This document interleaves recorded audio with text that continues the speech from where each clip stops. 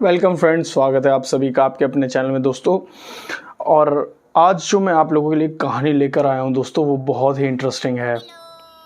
आज की जो ये कहानी है वो है हनुमान जी, श्री राम जी और भोलेनाथ के ऊपर। जी हाँ दोस्तों, इस कहानी में मैं आप लोगों को बताऊंगा जब श्री राम जी ने अश्वमेध यज्ञ किया था, अयोध्या में आए थे रावण को हराकर। तो उसके बाद उस यज्ञ में उन्होंने जब घोड़ा जो है पूरे विश्व के लिए छोड़ा था, क्योंकि अश्वमेध यज्ञ में ये है कि जहाँ जहाँ तक वो घोड़ा जाएगा वो सारा साम्राज्य श्री राम जी के अधीन हो जाएगा, मतलब कि पूरी दुनिया उनके अधीन हो जाएगी। लेकिन वहाँ पर एक ऐसी नगरी थी जो भोलेनाथ के स्वयं महाकाल के द्वारा रक्षित थी, मतलब कि उस नगरी को कोई भी अपने अंडर नहीं कर सकता था। तो जब वो अश्वमेध यज्ञ वहाँ घोड़ा वहाँ पहुँचा अश्व, तो सारी चीज़ें क्या हुई, कैसे हुआ, और उसके बाद जब उन्होंने उस राम जी के घोड़े को पकड़ लिया, बीच में ही यज्ञ पूरा होने से रोक दिया, तो फिर वो युद्ध क्या हुआ था, महाप्रलयंकारी युद्ध हुआ था, उसकी ये सारी कहानी है जो आज मैं आप लोगों को सुनाने वाला हूँ दोस्तों। तो चलिए शुरू करते हैं वीडियो को। सबसे पहले मैं आप लोगों को बताना चाहूँगा दोस्तों, एक राजा वीरमणि हुआ करते थे।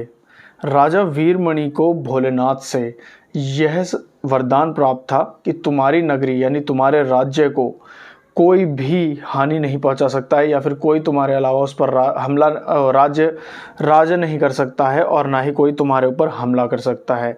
यह स्वयं मेरे द्वारा रक्षित होगी। अब जब रावण को हराकर श्री राम जी अयोध्या लौटे थे, तो श्री राम जी ने अयोध्या आकर पूरे उनका जो है कि राज्याभिषेक हुआ, सारी चीज़ें हुई, फिर उन्होंने अश्वमेध यज्ञ कराया, जिसमें तो मैंने आप लोगों को बताया कि पूरी दुनिया को जीतेंगे। जहाँ जहाँ तक वो घोड़ा जाएगा वहाँ वहाँ तक का पूरा साम्राज्य, मतलब कि पूरा उनका हो जाएगा।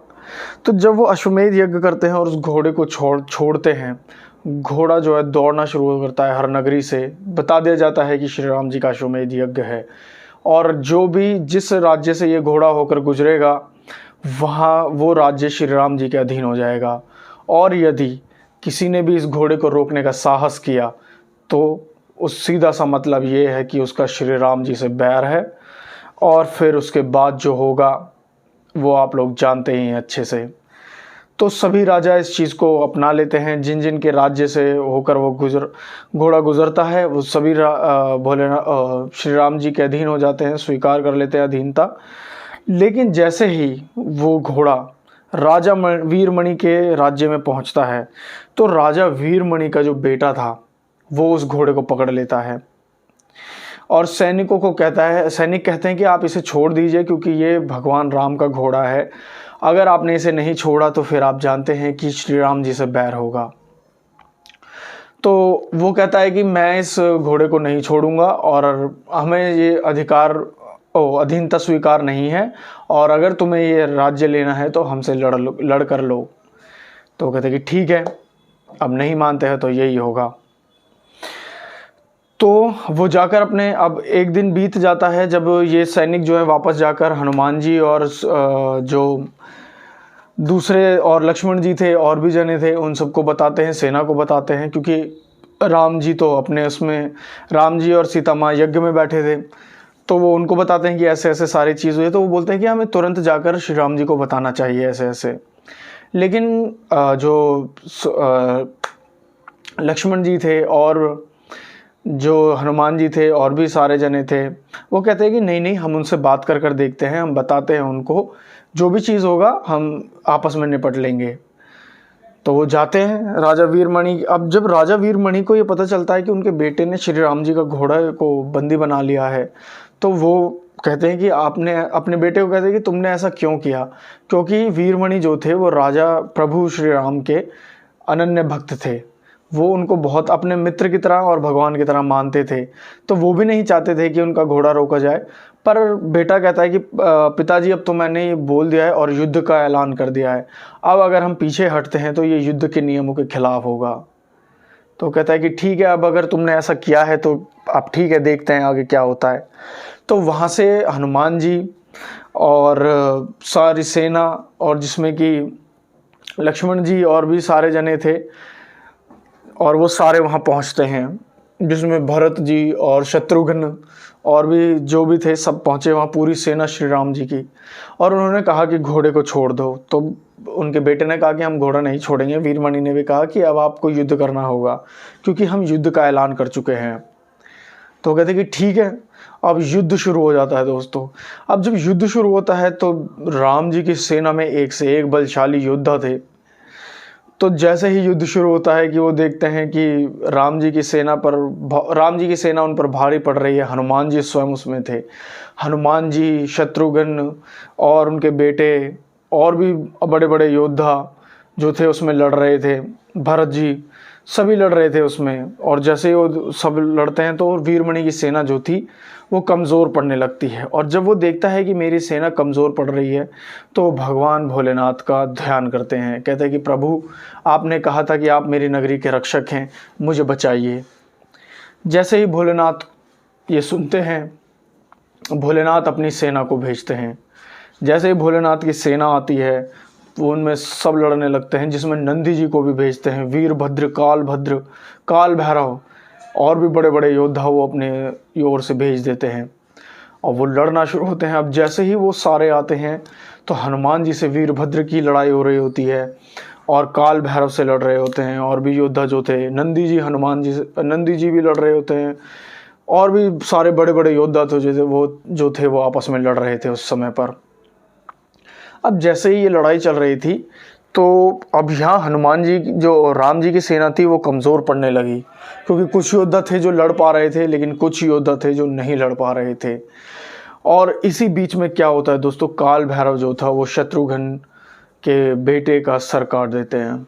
जैसे ही ये वाक्य होता है और जैसे ही ये सारी चीज़ होती है तब वो सारे एकदम से जब देखते हैं तो वो कहते हैं कि वीरभद्र, काल भैरव, जो तुमने किया है अब मैं इसके लिए तुम्हें क्षमा नहीं करूँगा। और वो सारे त्राहिमाम करते हैं, प्रभु श्री राम का नाम का जाप करते हैं। अब जैसे ही प्रभु श्री राम का जाप किया जाता है, जब उन्हें पता चलता है कि मेरी सेना को भी अब मेरी ज़रूरत है, तब प्रभु श्री राम खुद वो यज्ञ को बीच में छोड़कर अपनी सेना के लिए आते हैं। और जैसे ही वो आते हैं पूरी सेना में एक मनोबल बढ़ जाता है और वो सारे जो हैं और हनुमान और श्री राम जी जो हैं पूरी सेना पर अकेले ही वार करना शुरू करते हैं। लेकिन जब वो देखते हैं कि उनके सामने उनके भाई के बेटे का धड़ पड़ा है और शीश पड़ा है तो वो गुस्से में भर जाते हैं और कहते हैं कि ये किसने किया। कहते हैं वीरभद्र ने, काल भैरव ने। तो वो कहते हैं कि काल भैरव, अब मैं तुम्हें छोड़ूंगा नहीं, जो तुमने किया है मैं उसके लिए तुम्हें कभी क्षमा नहीं करूंगा। और वो काल भैरव की तरफ युद्ध करने के लिए बढ़ते हैं। और जैसे ही श्री राम जी युद्ध में उतरते हैं, भगवान भोलेनाथ की जो सेना थी वो कमज़ोर पड़ने लगती है।